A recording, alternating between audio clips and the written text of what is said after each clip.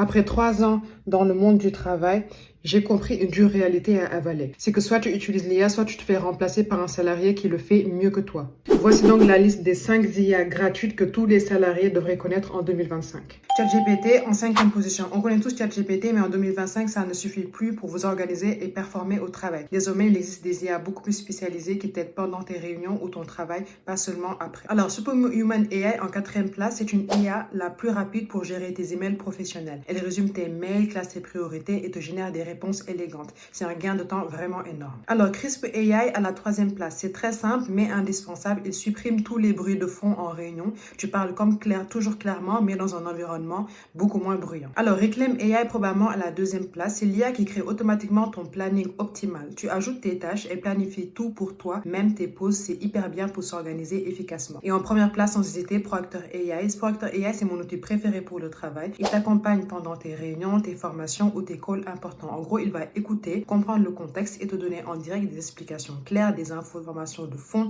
des suggestions pertinentes et un résumé final qui est hyper structuré. En gros, tu as juste à te concentrer sur ta réunion et Proactor gère l'analyse pour toi. C'est comme avoir un assistant intelligent qui pense en même temps que toi. Et vraiment, je dirais que s'il faut garder une seule de ces IA, ce serait Proactor parce que c'est celle qui va te permettre vraiment de gagner du temps dans ton travail. Maintenant, si tu veux une vidéo où je t'explique concrètement comment utiliser étape par étape chacune de ces IA, tu peux me le dire en commentaire, je la ferai avec plaisir.